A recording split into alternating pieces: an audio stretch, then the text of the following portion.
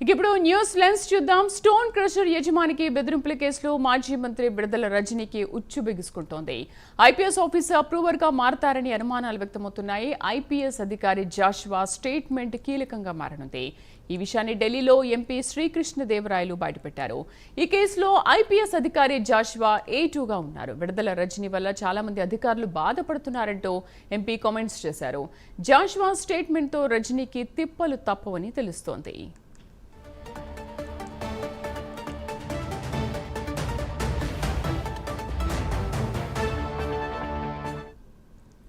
Stone crusher యజమానికి బెదిరింపుల కేసులో మాజీ మంత్రి బిడదల రజనీకి ఉచ్చు బిగుసుకుంటోంది. ఐపీఎస్ ఆఫీసర్ అప్రూవర్ గా మారతారని అనుమానాలు వ్యక్తమవుతున్నాయి.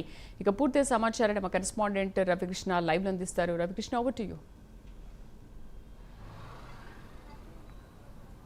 శ్రీదేవి, ఏదైతే విడుదల రజనీకి సంబంధించినటువంటి ఏసీబీ కేసు ఏదైతే ఉందో ఆ ఏసీబీ కేసుకు సంబంధించి ప్రధానంగా అక్కడ ఉన్నటువంటి A2 ముద్దాయిగా ఉన్నటువంటి జాషువా అయితే ఐపీఎస్ ఆఫీసర్ జాషువా అయితే మాత్రం అప్రూవర్గా మారినట్టుగా కూడా తెలుస్తుంది. ఏదైతే ఎడ్లపాడుకి సంబంధించి ఎడ్లపాడులో ఉన్నటువంటి లక్ష్మీ బాలాజీ స్టోన్ క్రషర్స్కి సంబంధించిన యజమాని ఈ విడుదల రజనీ మీద అయితే మాత్రం ఆయన ఫిర్యాదు అయితే చేయడం జరిగింది. 2022 సంవత్సరంలో తన వద్దకు ఏదైతే ఈ ఎన్ఫోర్స్మెంట్ అండ్ డైరెక్టర్ అదేవిధంగా కూడా అక్కడ ఉన్నటువంటి విజిలెన్స్ అధికారులు ఎవరైతే ఉన్నారో విజిలెన్స్ అధికారులని తమ స్టోన్ క్రషర్స్ మీదకు పంపించి బెదిరించి తమ దగ్గర నుంచి ఆ 2 కోట్ల రూపాయల పైగా కూడా ఆమె తీసుకున్నట్టుగా కూడా అతనైతే తన ఆరోపణ చేయటమే కాకుండా కూడా ఫిర్యాదు చేశాడు. ఆ ఫిర్యాదుని తీసుకున్నటువంటి ఏదైతే ఈ విజిలెన్స్ అండ్ ఎన్ఫోర్స్మెంట్కి సంబంధించినటువంటి ఈ డిపార్ట్మెంట్ ఉందో డిపార్ట్మెంట్ అయితే మాత్రం ప్రాథమికంగా ఎంక్వైరీ చేసింది. ఎంక్వైరీలో మాత్రం కొంత నిర్ధారణ అయినటువంటి నేపథ్యంలో ఆ నివేదికను ప్రభుత్వానికి పంపించడం, ప్రభుత్వం అయితే వెంటనే కూడా ఏసీబీకి ఫార్వర్డ్ చేసింది. ఏసీబీ కేసు నమోదు చేయటమే కాకుండా అప్పుడున్నటువంటి ఎవరైతే బెదిరించాడు అని A2గా ఉన్నటువంటి ఐపీఎస్ ఆఫీసర్ అయినటువంటి జాషువా ఉన్నారో ఆ జాషువాని A2గా కూడా జాయిన్ చేసి అతని నుంచి ఎంక్వైరీ చేసినటువంటి నేపథ్యంలో అతను అప్రూవర్గా మారినట్టుగా కూడా తెలుస్తుంది. అతనైతే మాత్రం తను ఈ అప్పుడున్నటువంటి మాజీ మంత్రి అయినటువంటి విడుదల రజనీ మాత్రం ఇబ్బందులు పాలు చేయడం వల్లనే కొంత ప్రెషర్ క్రియేట్ చేయడం వల్లనే తాను అక్కడ ఉన్నటువంటి లక్ష్మీ బాలాజీకి సంబంధించినటువంటి స్టోన్ క్రషర్స్ యజమాని దగ్గరికి వెళ్ళి తాను ఆ విధంగా ప్రవర్తించాల్సిన పరిస్థితి ఏర్పడింది అని చెప్పినటువంటి నేపథ్యం. దీంతో ఒక్కసారిగా కూడా పొలిటికల్గా కూడా చాలా చర్చనీయాంశంగా మారింది. అదే కాకుండా కూడా ఆమె మీద గతంలో ఉన్నటువంటి ఆరోపణలు ఏవైతే ఉన్నాయో ఆ ఆరోపణలకు సంబంధించి కూడా కీలక ఆధారాలు సేకరించాం. అదేవిధంగా కూడా సాక్ష్యాలతో సహా ప్రవేశపెడతామని చెప్పి లావు శ్రీకృష్ణదేవరాయలు అయితే చెప్పడం జరిగింది. లావు శ్రీకృష్ణదేవరాయలుకి సంబంధించిన ఎపిసోడ్ మాత్రం నిన్నటి నుంచి ప్రారంభమైందని చెప్పుకోవాలి.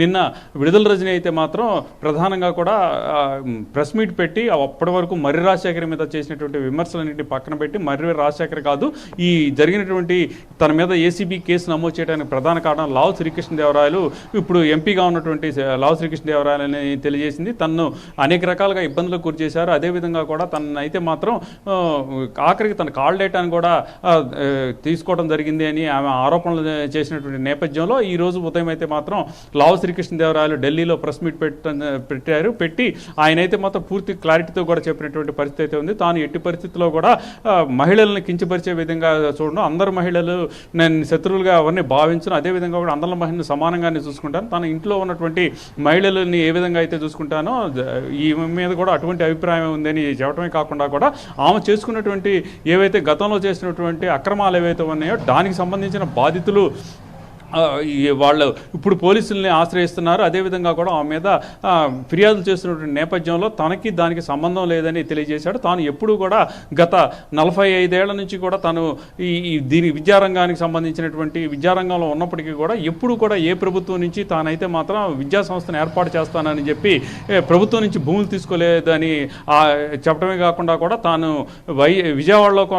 వైజాగ్లో తీసుకున్నటువంటి భూములు ఏవైతే ఉన్నాయో ఆ భూములన్నింటినీ కూడా 2009 2005లో కాంగ్రెస్ పార్టీకి సంబంధించి కాంగ్రెస్ పార్టీ ఆ భూములను వేలవేసిన సందర్భంలో హైబ్రిడ్ వేసి వాటిని తీసుకోవడం జరిగిందని తెలియజేశాడు. అదేవిధంగా కూడా రజనీ అయితే మాత్రం అప్పుడు ఏదైతే ఆమె ఎమ్మెల్యేగా మంత్రిగా ఉన్నటువంటి సందర్భంలో మాత్రం పూర్తి స్థాయిలో కూడా అక్రమాలు చేసింది అన్నట్లుగా కూడా ఆయన చెప్పడం జరిగింది. ప్రధానంగా అక్కడ ఉన్నటువంటి చిలకలూరిపేటలో ఉన్నటువంటి ప్రాంతాల్లో అక్కడ జగనన్న కాలనీలు ఏర్పాటు చేసేటువంటి సందర్భంలో జగనన్న కాలనీకి సంబంధించిన భూ సేకరణలో మాత్రం పెద్ద ఎత్తున కూడా అక్రమాలు చోటు చేసుకున్నాయి. ప్రధానంగా కూడా రైతులు ఎవరైతే ఉన్నారో, భూమి ఇచ్చిన రైతులు ఎవరైతే ఉన్నారో వాళ్ళ నుంచి.